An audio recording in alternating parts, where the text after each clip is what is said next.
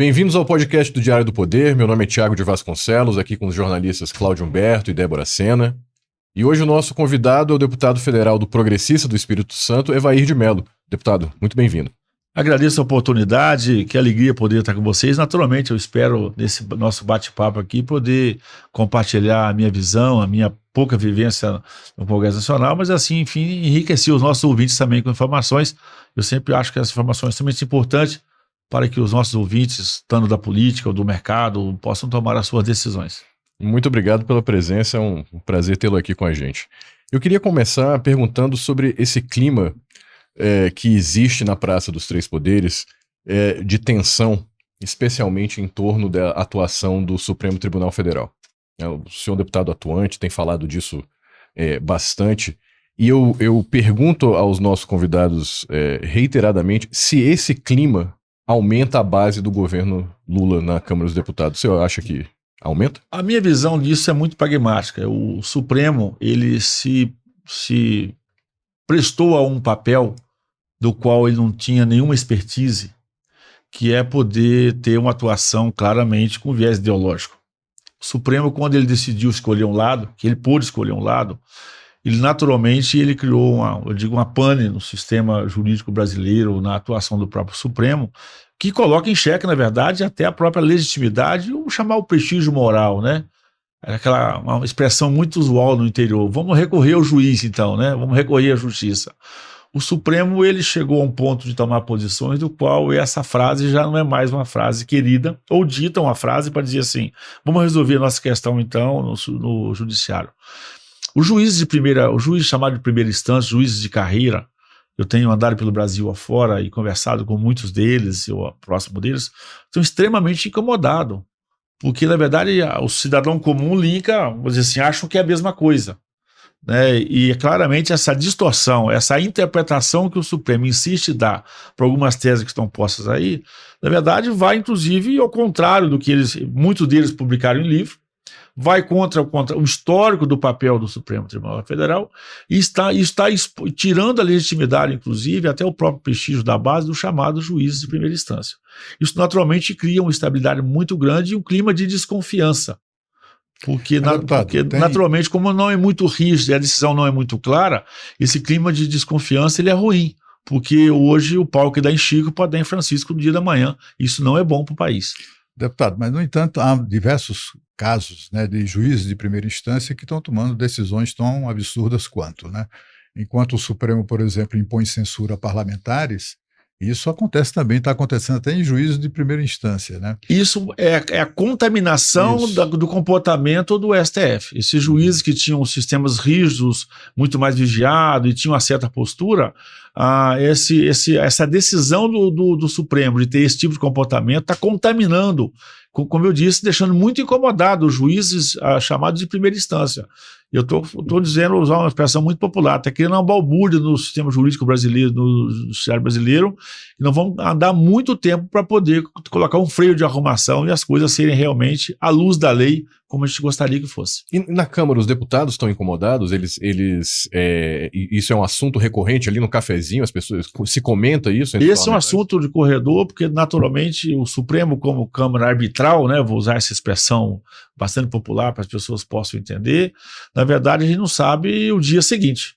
Isso traz uma insegurança, porque naturalmente você tem a sua vida política, mas tem muito setor privado envolvido nessas interpretações.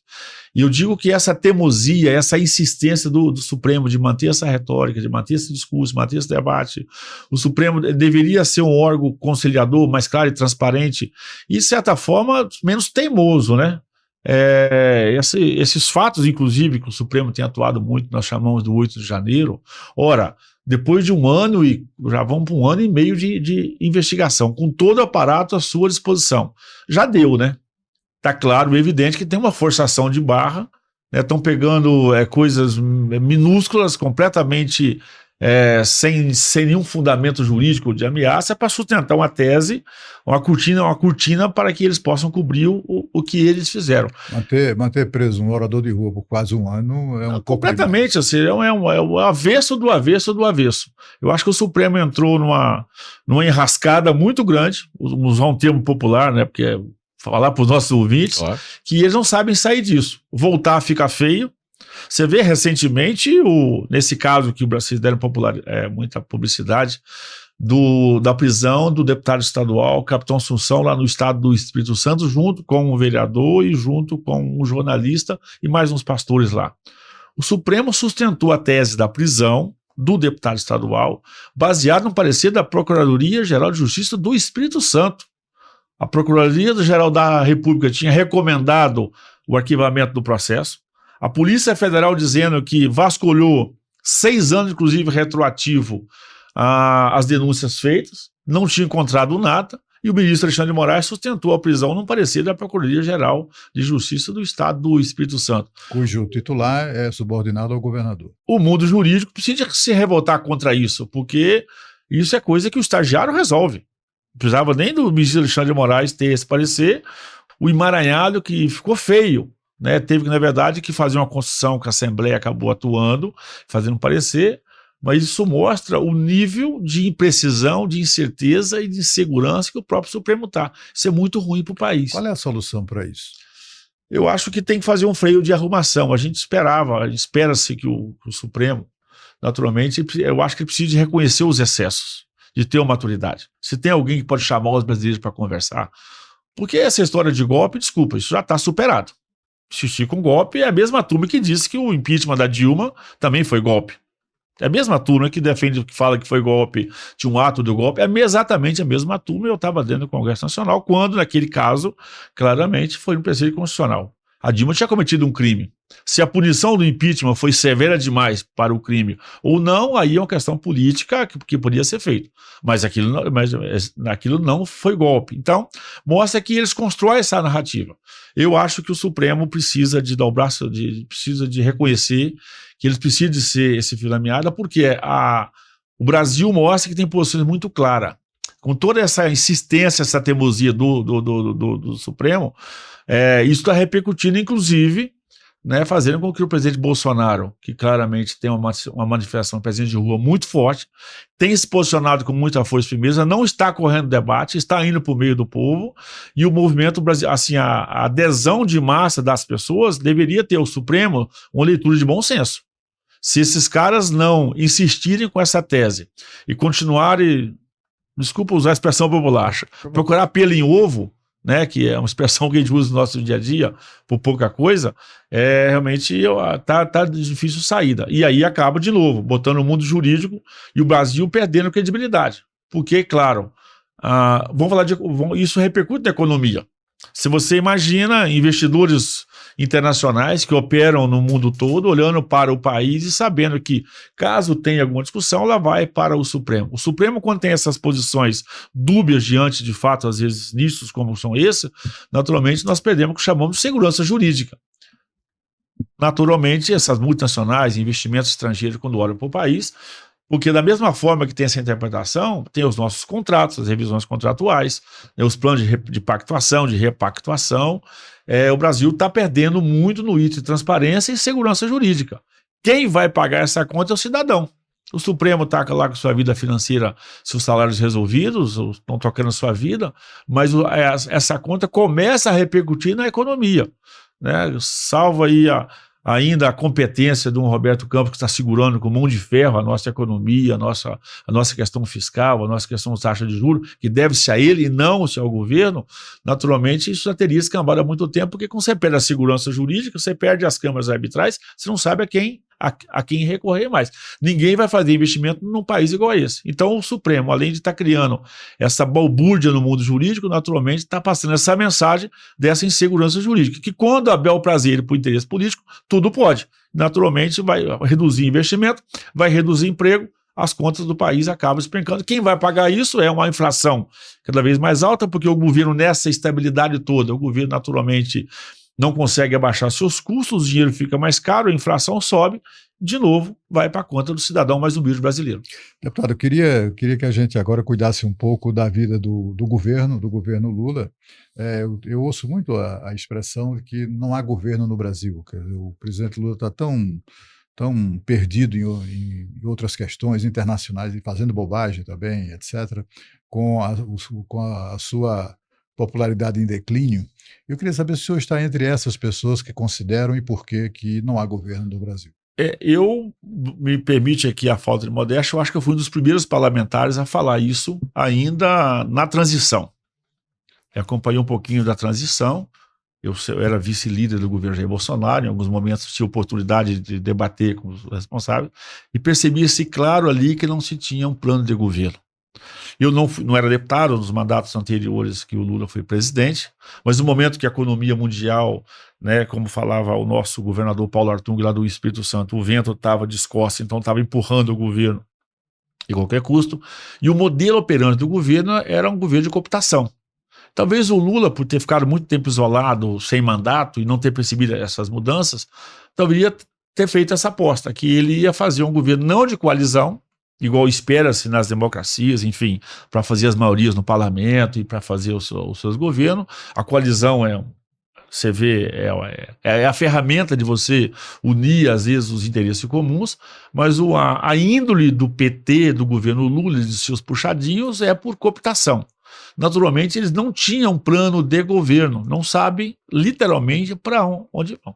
Eu digo isso, a expressão, já usei isso lá na Câmara às vezes, eu quero usar isso aqui novamente, o ministro Haddad.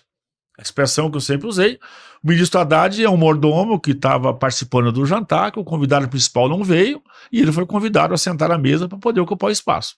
É claro que o Haddad, longe, quem veio de Paulo Guedes, não dá nem para me passar régua no Haddad. Mas feito isso, dizer, o Haddad não tem empoderamento político, o Haddad não tem prestígio dentro do próprio governo, e, de certa forma, o mercado, como ele tem comportamento de bom moço, o mercado tem uma boa vontade com o Haddad, mas de boa vontade, o inferno já está cheio, naturalmente não sei nem se tem vaga para todo mundo, efetivamente. E isso mostra que o governo não tem plano. Aí você imagina o nó que o governo fez quando ele nomeou o vice-presidente da República, o Geraldo Alckmin, o vice-presidente da República, ministro da Indústria e Comércio, que tem que ter um diálogo muito próximo do Ministério da Economia. Haddad e Alckmin são adversários históricos de São Paulo. As suas bases de São Paulo não falam. Eu pergunto, você acha que o ministro Haddad tem uma boa vontade de espírito de criar um ambiente para que o Ministério da Indústria e Comércio faça a transformação necessária para que a indústria brasileira ela decola? Que amanhã eles podem ser adversários novo no estado de São Paulo. Um nó que o governo tomou. Eu acho que o Alckmin, inclusive, jamais poderia ter aceitado, inclusive, ser ministro da Indústria e Comércio, sabendo que ele estaria sob o guarda-chuva de um plano econômico do seu adversário histórico, do PT, inclusive. Então, criaram-se um acordo de identidade. É como se os pais ficassem viúvos, né? O pai e a mãe ficassem viúvos, eles se juntassem e falavam com os filhos, a partir de amanhã vocês vão morar juntos, mas os filhos eram adversários. Isso que está acontecendo. Só explicar especificamente por esse fator. O governo não tinha plano para a economia, que deve ser até pelo histórico brasileiro, né? O Ministério da Fazenda o Ministério da Economia é sempre muito importante, é o Ministério Estrutural, porque é ali que tem esse alinhamento, né? O Haddad sem nenhuma, desculpa a expressão, sem nenhuma competência técnica para pegar esse gigante que é o Brasil, conhecer a sua complexidade, naturalmente poder fazer a partir dessa pauta. Para ele fazer isso, quando o Bolsonaro falava que chamava o Paulo Guedes de posto Ipiranga, né, que tudo era com o Paulo Guedes, né, ele tinha orientação clara, ou seja, a minha orientação da pasta da economia, a partir dessa organização do ambiente econômico, você vai montar os seus programas setoriais, de infraestrutura, de concessão, de agricultura, né, de ciência e tecnologia. O Ministério da Ciência e Tecnologia, que o Brasil deveria ser um ministério importante, hoje é um subministério. Se tem ministério de terceiro e quarto escalão, transformaram um ministério importantíssimo, que o Brasil é o que é hoje, graças à ciência e tecnologia. Né? Quando você pega a Embrapa, quando você pega o agro brasileiro, né, que está vinculado com a Embrapa, né? Não é só a Embrapa, mas ela é a grande guarda-chuva. Quando você pega a Embraer, né? O que é Embrapa e Embraer? Ciência e tecnologia. Então sempre foi muito importante, porque o país, historicamente, nós não poderíamos jamais ter acreditado na Carta de Pero Vaz e Caminho, que aqui bastava plantar que tudo dava, não. Desde que tem ciência e tecnologia.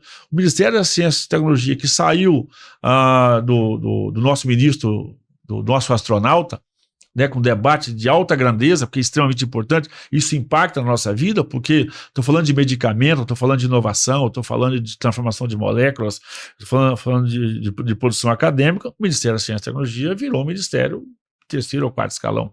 Isso porque não tem um plano, que naturalmente não tem um plano econômico, não tem um plano, esse plano da indústria agora, a indústria mais Brasil, alguma coisa parecida, isso é nada para lugar nenhum.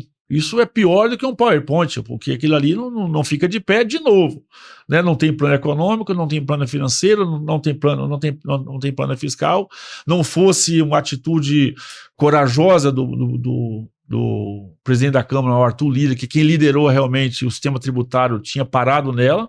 Se dependesse do governo, é claro, você vê lá o ministro Rui Costa todos os dias trabalhando para poder ver se acaba com o marco do saneamento, né? Ministra do Planejamento, a nossa que está aqui assumindo o planejamento, que não fala com a Casa Civil, que não tem um diálogo objetivo com o Ministério da Economia de novo. Então, planejamento que não fala com Fazenda, que não fala com os ministérios fins. Você vê a agricultura completamente abandonada. O ministro de um cargo meramente político, o agro está despencando, as feiras agrícolas esse ano mostram que já temos a redução de máquina de 20% de comercialização de máquina, naturalmente máquina, ou seja, vamos envelhecer os equipamentos que estão no campo, isso vai reduzir a área plantada, vai reduzir a produtividade, o Brasil vai perder competitividade, e o Lula faz uma reunião com seus ministros e diz que tem que, infelizmente, rezar para chover ou para dar sol, que a culpa de tudo isso é do tempo.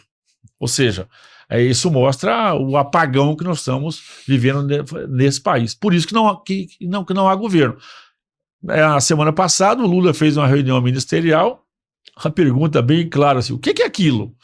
Né? Ou seja, ele fez o discurso dele, aquela oratória dele, né? Expõe inclusive a fragilidade dos seus ministros, que já são públicas, talvez ele só percebeu agora, mas o Brasil já percebeu que os ministérios estão completamente desempoderados diante das nossas ações, pediu os ministros para parar de anunciar programas novos. Beleza. Gente, esse PAC é uma farsa. Esse novo PAC que está lançando é uma farsa. Primeiro que não tem dinheiro. Segundo que não tem projeto. Aí eles estão pegando cabeça de ponte, estaca de cerca, tudo agora é PAC, porque não tendo um projeto realmente, porque o PAC deveria ser, né, do ponto de vista estrutural, ou seja, é fazer um plano de país, do ponto de vista industrial, de crescimento, infraestrutura, as bases, e organizar para isso. Uma primeira coisa, não tem dinheiro. Por quê? O senhor tem vínculos com o setor da agricultura, com o meio ambiente, é produtor também rural. Queria saber o seguinte, esses dias o presidente da República falou mal dos melhores, mais afamados produtos, que é o café, né? Ele disse que o café precisava melhorar a tecnologia e tal, de produção. E aí eu queria saber o seguinte, o presidente virou uma espécie de broca para a produção de café no Brasil. Broca como é que eu diria, é a doença, é a praga. Eu acho que não é broca não, ele virou um nematóide. Porque a broca afeta só o grão.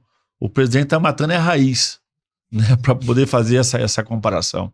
Ele é uma praga de solo, porque naturalmente a broca, como eu disse, a broca você consegue até ter manejo da broca, você tem produtos para fazer o manejo, se fizer uma boa colheita, inclusive no ano anterior, no ano seguinte a broca é reduzida, e naturalmente eu acho que o presidente hoje é uma praga de solo, ele está matando a raiz brasileira, ele está matando literalmente a nossa galinha de ovo de ouro.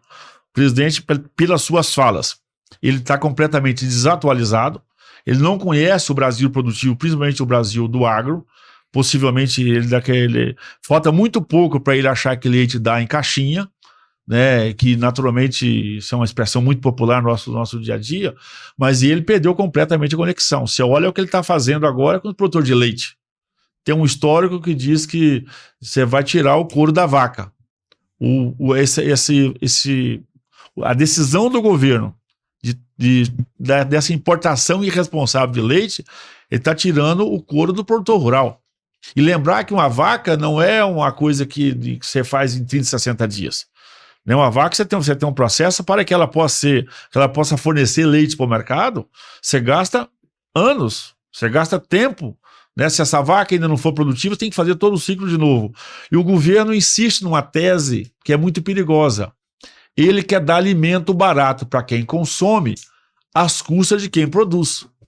O tanto que você viu foi o ministro da Agricultura dizendo que o arroz já abaixou para o produtor, agora tem que baixar para o consumidor. Como se abaixar para o produtor fosse um bom negócio. Isso é um risco, porque a agricultura é negócio a céu aberto e a agricultura não tem contra-cheque. Eu vivo da minha receita. Se o arroz não me der rentabilidade, eu vou reduzir a área plantada, eu vou trocar de atividade, vai faltar arroz no dia da manhã. Então não pode achar que o arroz abaixou para os agricultores. Ele foi ver o preço que os arrozeiros, o custo no passado dos nossos arrozeiros, de máquinas, equipamentos e taxa de retorno. Ou seja, então essa é a responsabilidade da política econômica para poder manter o setor produtivo em alta. Ele agora ele está importando o leite de forma desordenada. Porque o que aconteceu? A China tomou uma decisão, a Europa tomou uma decisão, a Nova Zelândia ficou, naturalmente, ela reposicionou seu abastecimento para o mercado chinês e parte do mercado europeu.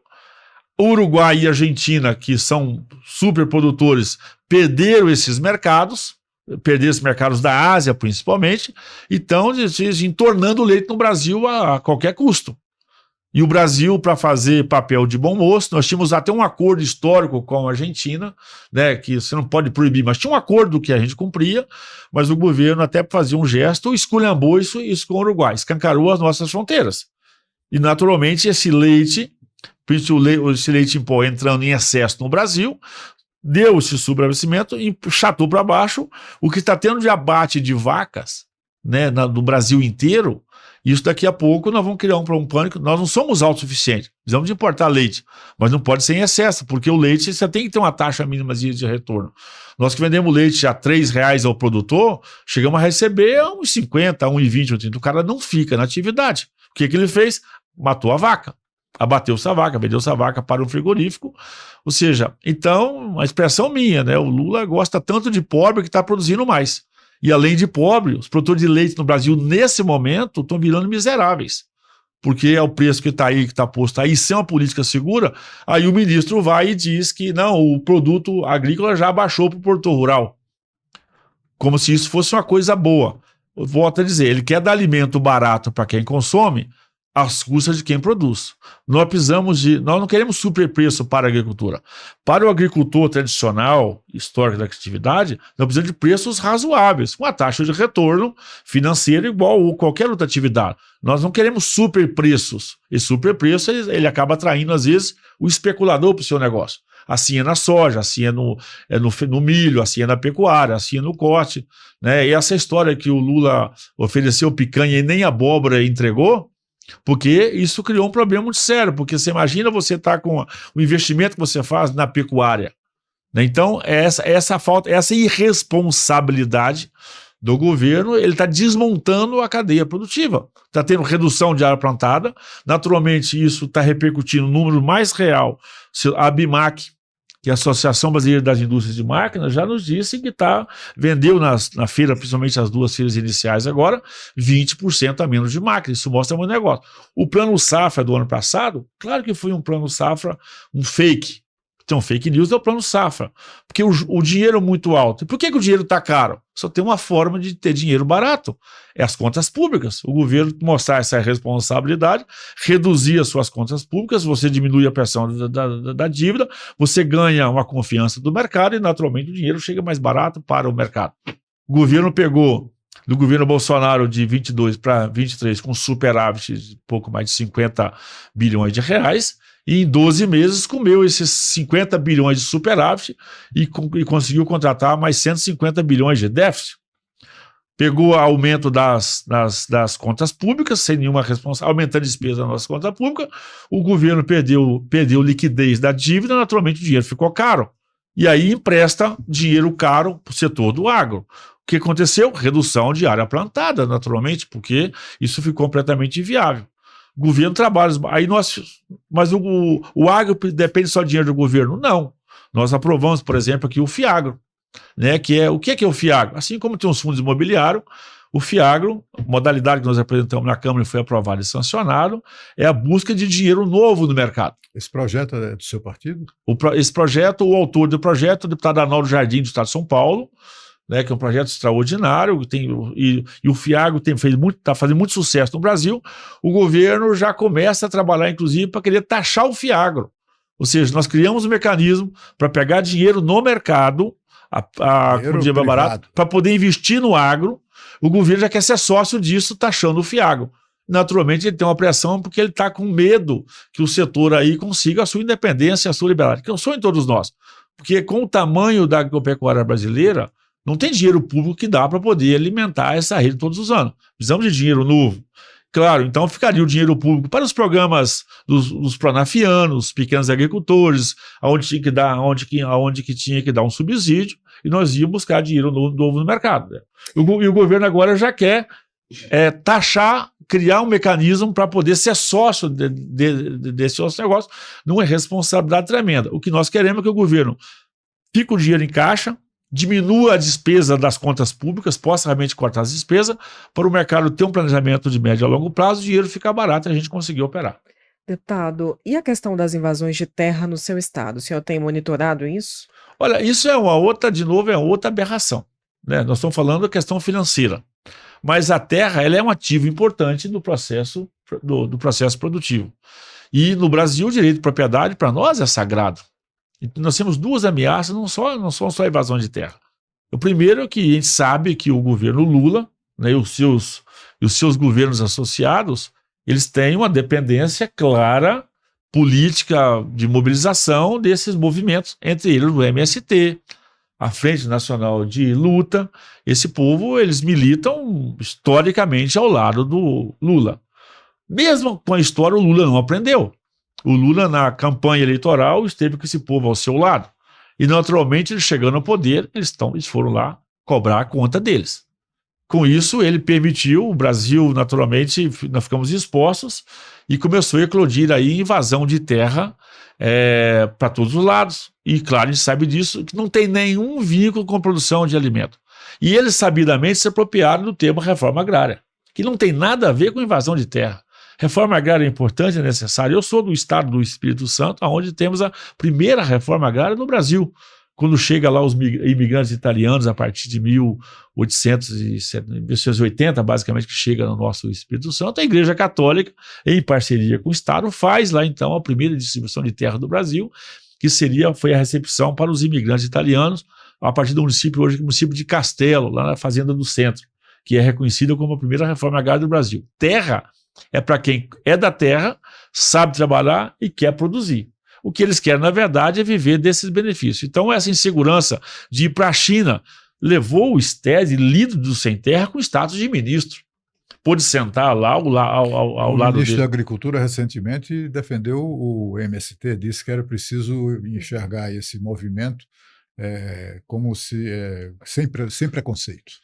A minha primeira manifestação de posicionamento contra esse ministro foi uma entrevista que ele deu ainda em fevereiro de 23, reconhecendo exatamente isso, dizendo que o MST era um movimento legítimo, era um movimento necessário para poder resolver a questão fundiária no Brasil. Sim. Quer dizer, mostrou desconhecimento do tema, desconhecimento do contexto e um alinhamento completamente equivocado, porque a agricultura é negócio a céu aberto, a agricultura não tem contra-cheque. Você pega dinheiro no banco, compra insumo caro, compra equipamento caro, para você fazer um planejamento a longo prazo. E a gente sabe que o grande objetivo disso, isso tem controvérsias, eles tentam fazer o contraditório, mas se vocês se lembram, eu era muito jovem ainda, da vassoura de bruxa. Quando em 85 foi introduzida, ali foi terrorismo biológico, introduzida a vassoura de bruxa no sul da Bahia para destruir a plantação de cacau, para tirar o que seria o poderio econômico e a importância política que tinha os produtores de cacau. Então, na verdade, o agro brasileiro tocou sua vida, resolveu sua vida, e eles querem fazer esse mesmo movimento hoje. Essa insegurança jurídica que eles querem promover é para desestabilizar o campo, para tirar o investimento e tirar o que eles chamam dessa... O governo do PT, ele tem muita dificuldade em lidar com esse sucesso do agro. e saber que o sucesso do agro não vai tocar a nossa vida. Nós queremos condições de segurança jurídica e condições econômicas de fazermos o nosso investimento, desde a pequena propriedade até o grande agronegócio. Não tem nenhuma diferença.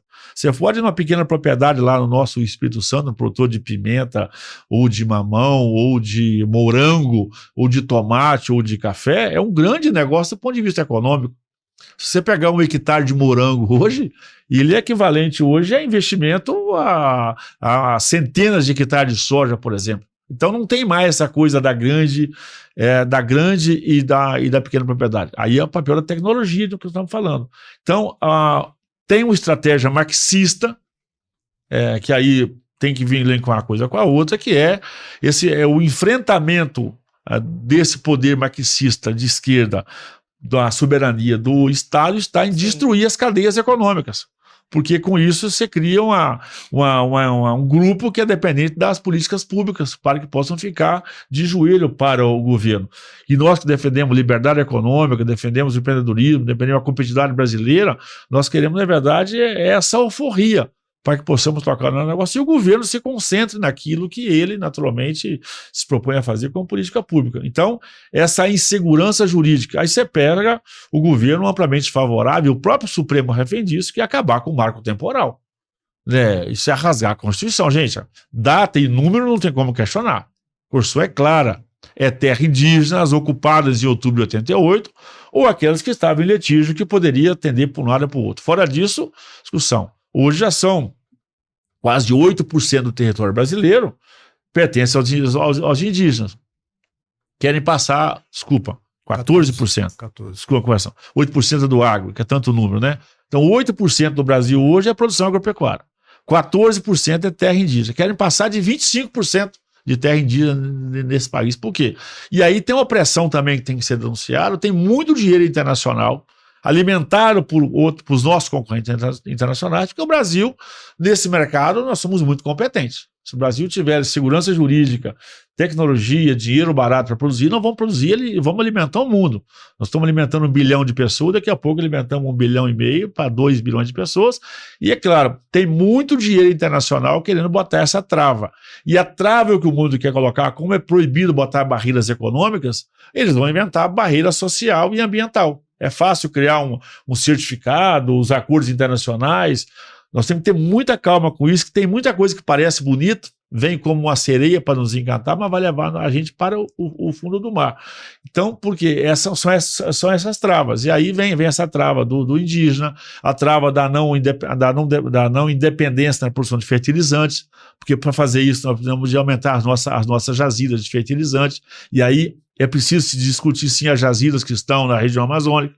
O Brasil tem que compreender. Então, porque se você pega, por exemplo, hoje, 85% de fertilizantes nossos são fertilizantes importados. Se vocês já tiveram oportunidade. Não vou nem falar em Rússia e Ucrânia, que são fornecedores nossos que estão mais expostos por aí. Mas 100% do fertilizante nosso vindo do Canadá é retirado em regiões indígenas. Deputado. Então, assim, eu posso usar fertilizante do indígena do Canadá e não posso usar o fertilizante do indígena brasileiro? O Brasil tem que tomar essa decisão. Vamos só fazer uma guinada aqui para saber o seguinte do senhor. No Espírito Santo, o senhor é o candidato de Jair Bolsonaro para o governo do estado? Eu tenho sido motivado, incentivado por Jair Bolsonaro, e é preciso que os capixabas saibam que eu estou me preparando, sim, para, em 2026, disputar o governo do estado.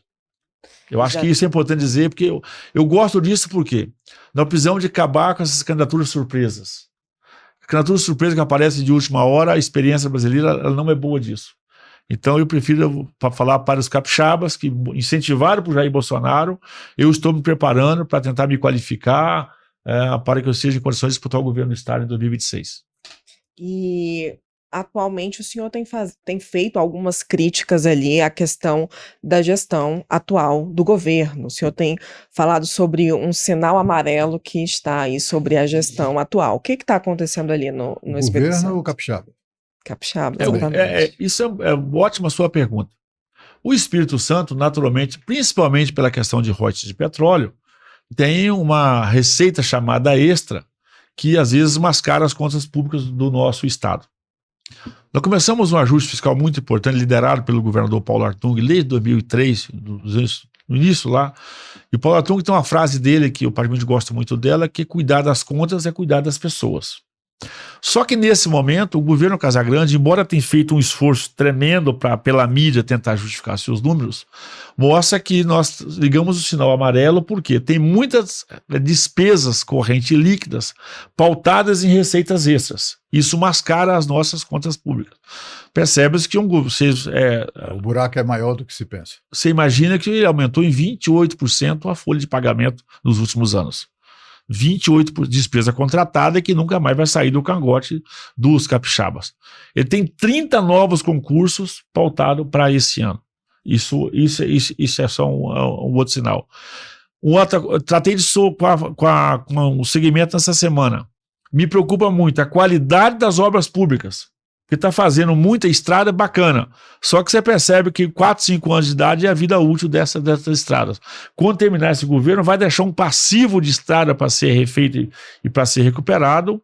Ele é monstruoso. E, naturalmente, ou seja, esses investimentos, o governo que tem gastado muito no varejo e pouca coisa estruturante de qualidade. Então, a conta vai chegar.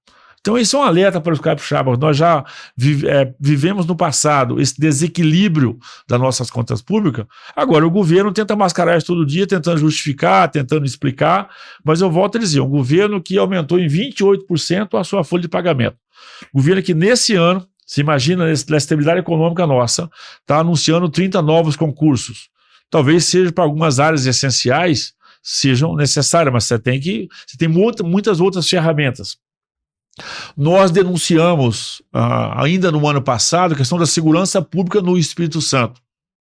De novo, desmascaram o nosso... E nós já denunciávamos lá em 2023 que o Comando Vermelho e o crime organizado do Rio de Janeiro tinha ocupado espaço no Espírito Santo. O governo negou, trabalhou contra, mas hoje, nessa terça-feira, operação da Polícia Federal com mais de 150 homens do Espírito Santo para prender os integrantes do Comando Vermelho que estão atuando em terras capixabas. Mostra que o discurso de segurança pública também acabou se perdendo. O Espírito Santo é um estado pequeno, é 0,5% do território nacional.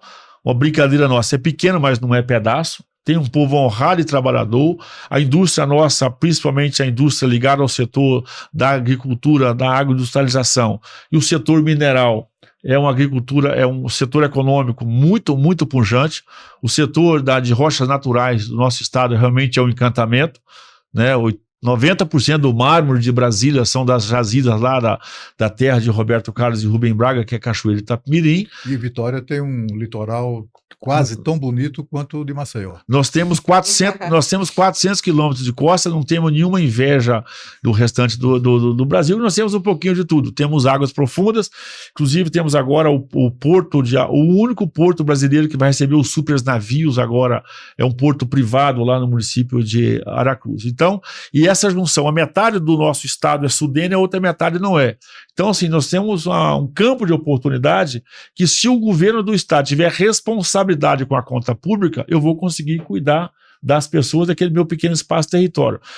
E por ser um espaço fisicamente pequeno, nós temos um grande desafio, que é aumentar a renda do capixaba. Porque eu preciso de ter, sim, um certo controle sobre o ponto de vista social, mas o meu desafio não é botar freio e trava. Eu preciso de melhorar a renda do capixaba para que ele também possa se emancipar economicamente e possa ter prosperidade nos seus negócios. A indústria do petróleo e gás, para nós, é extremamente importante. Todos os dias o Espírito Santo tem essa abertura. O comércio exterior, para nós, é extremamente assim, é fundamental para a nossa economia. O desafio nosso é o desafio de logística, que é justamente ferrovias, né? O aeroporto não conseguimos resolver, mas só tem 4 anos que temos um aeroporto minimamente decente, por sinal hoje um dos melhores aeroportos do Brasil, privatizado no governo Jair Bolsonaro por nosso Tarcísio. O desafio nosso agora é logística, que realmente o acesso por ferrovia, por estrada ao Espírito Santo ainda é limitado, o que não permite a ampliação da nossa base econômica. Deputado. E a gente, só para finalizar, ou seja, então a nossa preocupação é não inchar muito a máquina pública para que o Estado possa conseguir também, junto ao setor privado, dar essas respostas que a sociedade precisa, porque com isso vou gerar emprego e renda e vou melhorar a vida do capixaba. Aproveitando que o senhor falou do ex-ministro, atual governador Tarcísio, eu queria saber qual é a sua perspectiva aí no campo federal para 2026. Caso se confirme a inelegibilidade do ex-presidente Bolsonaro, quem aparece então para tomar o lugar? Eu acho que o candidato nosso ainda é Jair Bolsonaro. Está muito longe de 26, tem muita coisa para acontecer, nós não estamos ainda nem no meio nós estamos subindo a montanha, vamos imaginar que 26 está do outro lado da montanha, né? Não estamos nem no topo, que seria o final desse ano. Então, honestamente, eu acho que está muito longe para qualquer outra especulação que não seja o esforço jurídico para dar legitimidade a Jair Messias Bolsonaro. E tendo os números que você vê na rua, aceitação popular, né, as entregas que o governo fez mesmo enfrentando uma pandemia, vendo a qualificação dos ministros de Bolsonaro. Ou seja, o Brasil não pode se dar o luxo de dispensar um nome desse para disputar as próximas eleições. Então, eu acho que em algum momento, como eu falei para você, vai ter um freio de arrumação. Gente, Bolsonaro possivelmente deve ser o homem mais investigado na história do planeta. Acho que nunca a pessoa pública teve a vida tão vasculhada e investigada como Bolsonaro. Já tem a Polícia Federal, o Ministério Público, os tribunais, o Judiciário, todo mundo em cima desse cidadão, que é ele, pessoa física, e não acharam nada até agora. E uma parte extremamente importante, um governo que, com essa investigação, não acharam corrupção, não acharam desmonte da coisa pública, e estão tentando se pegar em coisas que não ficam de pé, que de vez em quando os próprios ministros do Supremo, né, tem uma luz na consciência e sabe que essa história de golpe é uma narrativa que tenta alimentar todo dia, mas está ficando feio já, porque ela não fica de pé. Então, toda a nossa orientação é trabalhar para, no mundo jurídico, dar a legalidade e deixar Jair Messias Bolsonaro elegível para que ele possa ter condições de disputar as eleições. Os brasileiros decidem o resultado final. Não é uma visão tanto, digamos assim, ingênua ou excessivamente otimista, porque o que está sendo conduzido é para prender o Bolsonaro, quer dizer, não é suficiente torná-lo inelegível para tirá-lo da campanha, da eleição de 2026, mas prendê-lo mesmo fisicamente, digamos assim. Né? Eu acho que não. Acho que isso é factível. Eu acho que não. Quer dizer, o esforço... O que aconteceria no país se isso acontecesse? Não se sabe. Talvez isso não se sabe. Eu digo que tem lágrimas dos olhos e tem lágrimas do coração. Né? Quem está forçando essa barra para prender Bolsonaro, quem está nessa narrativa de prender Bolsonaro, não está percebendo a lágrima do coração das pessoas. Porque a lágrima do olho é fácil. Você enxuga, faz uma maquiagem, pega um lenço e você tapa e você segue a vida. Mas o brasileiro, diz assim, você tem uma mágoa do coração e não dá para poder medir efetivamente a consequência disso. A narrativa de golpe não fica de pé porque não vai ter prova nenhuma. Isso não vai. Isso é uma forma muito objetiva. Segundo, não vão conseguir. Então é a forçação de barra. Não vão conseguir. Gente, desculpa. Deveria trocar todo mundo. Depois de 1 ano e meio, você com todo o aparato investigativo, ainda tão pautado em disse-me-disse, em conversa de WhatsApp, em conversa de botequim, em resenha depois de reunião, achando que isso tem substância, estão mexendo com coisa muito séria. É preciso avisar para as pessoas que eles não estão com brincadeira e não estão medindo a lágrima que está no coração das pessoas. E eu falo do empreendedor, do trabalhador normal, do cidadão brasileiro, do eleitor do Bolsonaro, dos mais apaixonados, dos menos apaixonados. E você percebe que tem efetivamente uma turma, vamos chamar assim, que não entra nessa discussão, mas que não gosta de injustiça.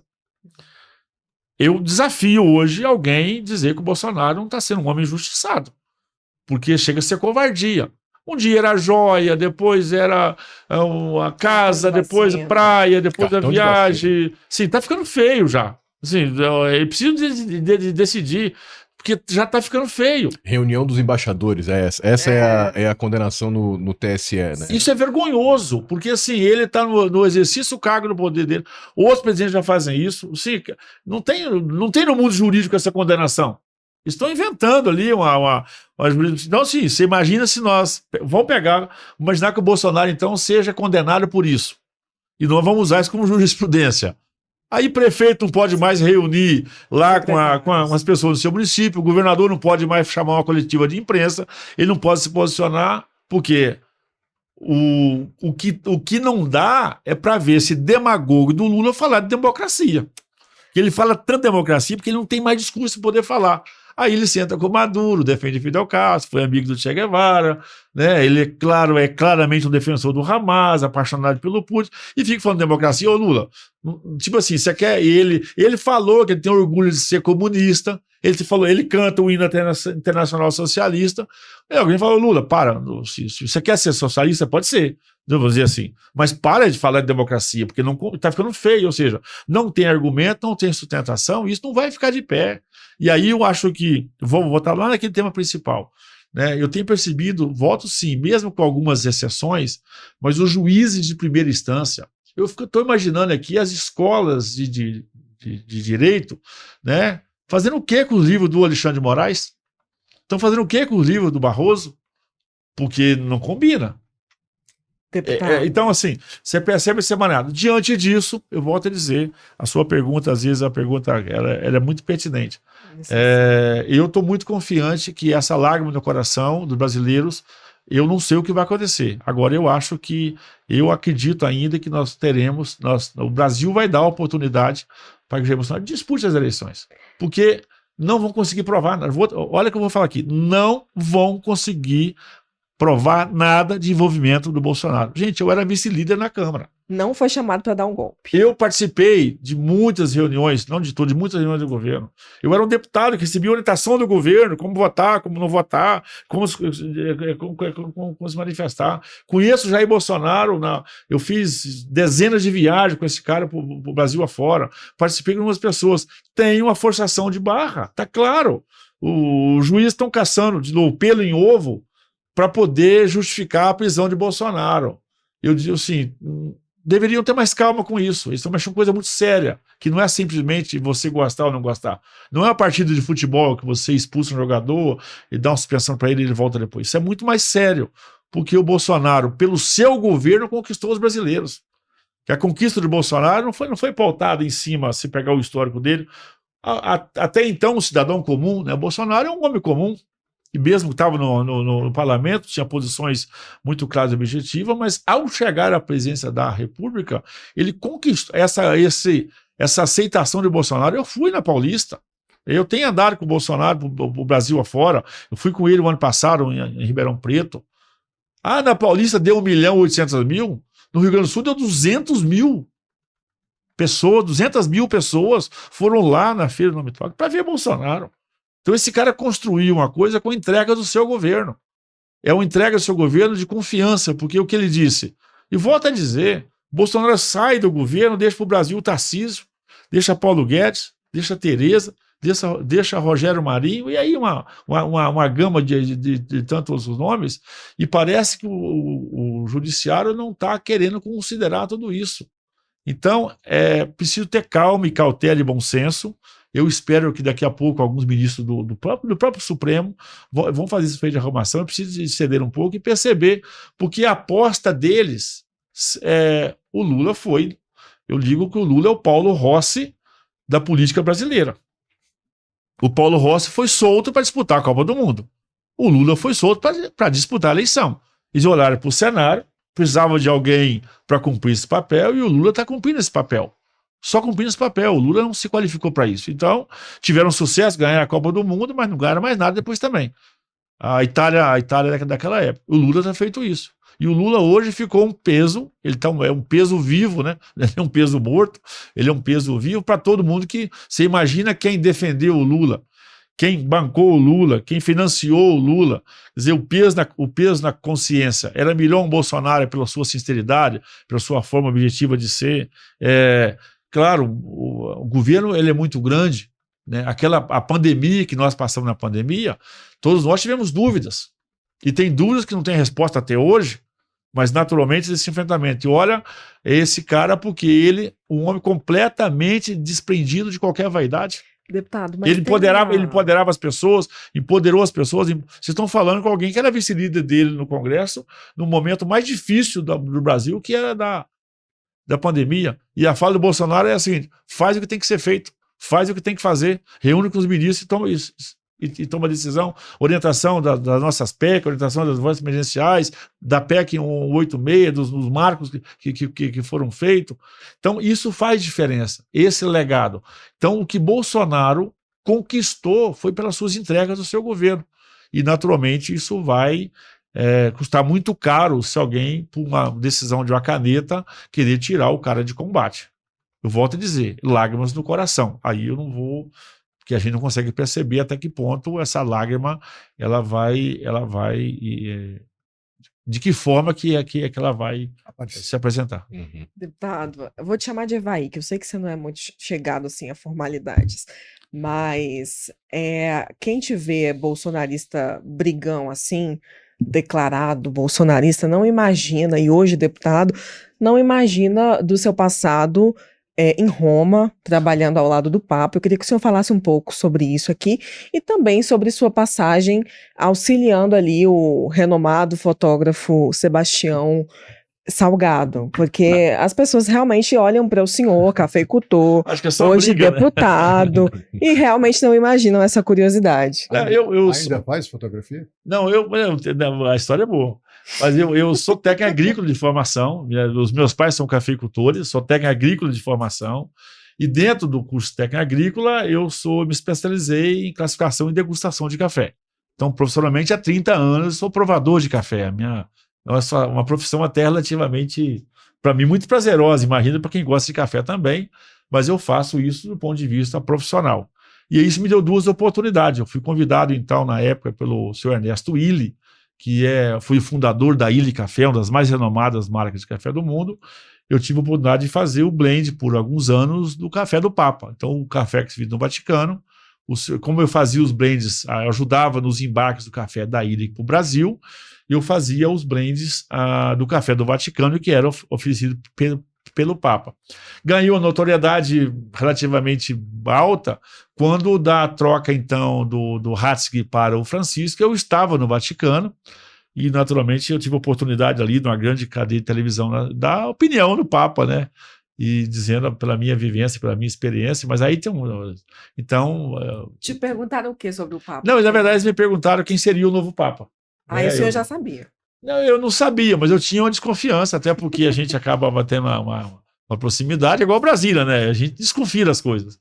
E aí eu disse, não, olha, realmente vai ser um papo que vai valorizar a ciência, a tecnologia, a inovação, um papo que vai falar com a juventude, porque tudo indicava que ia para o Francisco.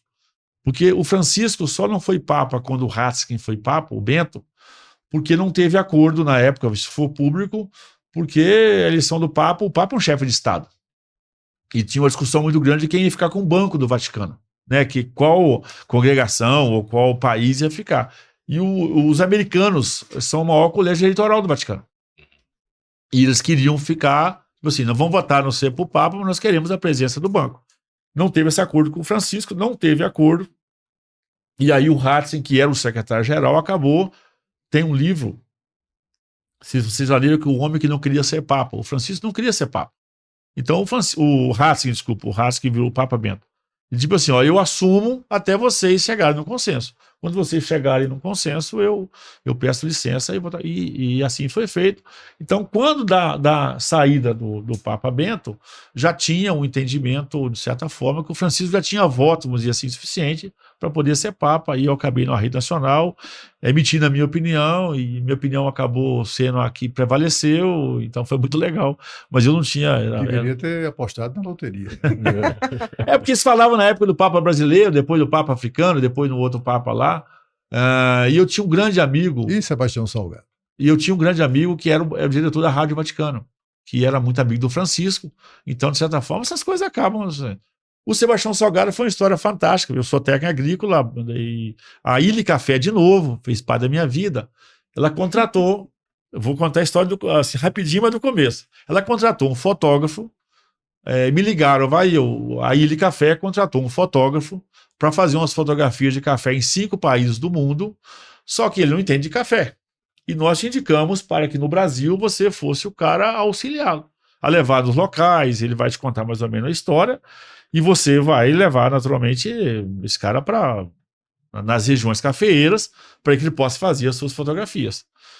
Perfeitamente. Isso para mim Você foi todo muito inocente, simples. né? Todo inocente. Um dia chega lá aquele cara lá no meu escritório, lá na cidade onde eu moro hoje, minha família, Venda Nova do Imigrante, lá nas montanhas do Espírito Santo. Chega esse tal desse fotógrafo, umas máquinas, eu não entendo nada de máquina fotográfica, né? Uma máquina, agora eu entendo lá, uma máquina Leica, mas a princípio eu falei, mas uma máquina normal, né? E dizendo que ele era o Sebastião Salgado, eu não tinha a mínima ideia de quem era. E perfeitamente falei, mas agora só me conta Era aí. mais um retratista. Não, mas isso é verdade. Eu tratei como retratista. E ele foi me mostrar o livro dele, tudo em preto e branco. Eu falei para ele, mas o senhor vai tirar foto de café em preto e branco, em preto e branco, o senhor tem certeza? Aí, enfim, mas foi isso mesmo. E eu não tinha a mínima noção de quem era Sebastião Salgado, e começou a mostrar o que ele queria, e foi muito legal. Assim. Aí começou a mostrar o que ele queria. E eu só fui saber, depois da primeira semana, foram 45 dias, né, um prazo razoável, e quando eu voltei, daí uma semana que eu voltei para minha secretária, que eu falei para ela que eu estava trabalhando com um fotógrafo que chamava Sebastião Salgado, e ela desmaiou, porque ela era jornalista, tinha feito na faculdade, e a tese dela era sobre o Sebastião Salgado, e o cara estava dentro do nosso escritório lá, aí que ela foi me contar quem era o Sebastião Salgado. Querendo fazer fotografia preto e branco. E eu falei, aí eu tenho uma história bonita com ele, e foi muito lá, e naturalmente, mas aí o meu conceito com ele já estava formado, e foi muito legal, né, porque eu fui trabalhar completamente despretensioso, e foi bacana porque das 40 fotografias que virou a exposição, era o princípio por Sebastião Salgado, de café, das 40 fotografias, 25 fotografias que eu levei no cenário. Então, foi bem bacana isso, porque, assim, olha, eu acho que aqui tem uma mula que puxa café assim, aqui tem uma imagem bacana. E aí ele me contou um negócio de luz, ele me deu uns cursos das fotografias dele para que eu, ignorante que era, pudesse ler com os olhos do artista a fotografia dele, para ele mostrar o que ele queria. Aí mostrou a luz, mostrou os traços, mostrou os cortes, me deu umas dicasinhas do que ele queria, para que eu pudesse, então, levá-lo em ambientes que ele tivesse aquela condição de luz, de corte, reflexo, brilho. Chegou a fazer um pedido de foto para ele? Chegou a fazer um pedido de foto? Não, eu pedi, eu tenho algumas fotos que ele fez para mim. E foi muito bacana que das 40 fotografias que viraram a coleção, 25 foi eu que acabei levando ele em cenários, enfim, por conhecer a cultura brasileira. E aí foi uma história bacana, e naturalmente nesse mesmo período, eu fui o primeiro técnico agrícola. O Sebastião tem um projeto maravilhoso que é o Instituto Terra, que é uma fazenda que ele comprou, a fazenda dos avós dele, chama Fazenda Bulcão, lá no município de Aimorés, que é lá no leste de Minas, bem divisa com o Espírito Santo, às margens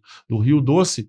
Ele comprou essa fazenda que era do pai dele, agora até ampliou, e ele fez um reflorestamento, isso já tem lá mais de 30 anos, de plantar lá o primeiro jequitibá. E hoje ele fez uma floresta de novo, né, que era deserto praticamente.